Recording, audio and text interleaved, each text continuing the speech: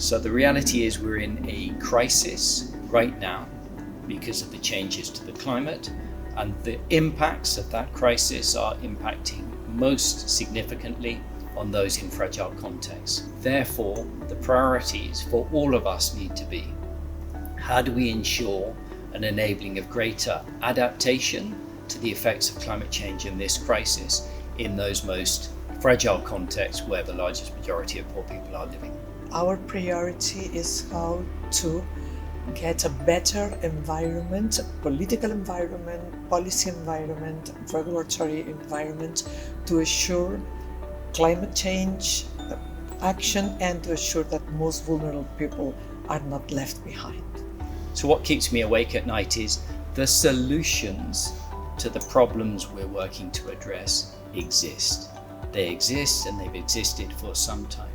The reality is there are still barriers to our ways of working in terms of projectization, short time frames, us all working in our individual boxes, and we need to step out of those boxes to work in more flexible partnership configurations towards longer term outcomes if we're really going to generate those impacts. We are a practitioners network, so we try to create stronger links among us and other institutions and different architectures of development. Partnership is very important because this is a global cross-cutting issue, and only pulling all together and pushing all together we can go forward with better action and better solutions. So partnerships are integral to everything that we do at SNV and integral to the practitioners network. It's a network of partners, and we know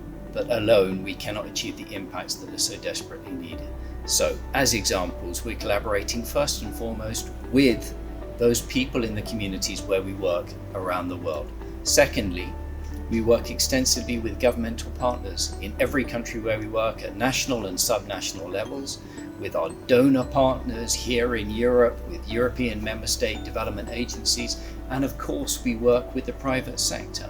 And to enable some of those partnerships, we need more innovative financing mechanisms, which is where your development finance institutions come in, and together we generate far more impact than we can do just on our own. Collaboration with our partners in different regions of the world has the power to move things on, and probably is our only chance to create a stronger coalition of the willing against climate change, against the already natural coalition of things and actors who are naturally acting against. We're learning through our co-presidency role with the Practitioners Network that there's a huge opportunity to do more and to do better together. We have Team Europe initiatives in place now here, emanating out of the European Union. There is more commitment than ever to work collaboratively towards bigger and better impacts. We have a number of priorities, of thematic priorities: water, sanitation, new rules for economic activity, inclusion programs. I think we have to work together with all these pieces in order to create a better bottom-up perspective and a better bottom-up action. And then particularly important to partnerships is longevity. Partnerships can be difficult to build, they can take time to establish, and you need long-term commitments, particularly in the context of something like the climate crisis. There's no short-term solutions here, and so you need a long-term commitment within your partnership mechanisms. We've never needed to accelerate and to scale the impacts of our work more than currently is the situation, which is why we're delighted to be in the co-presidency role with the Practitioners Network, because it is through partnership and through the network that we see a pathway to accelerating and scaling impacts.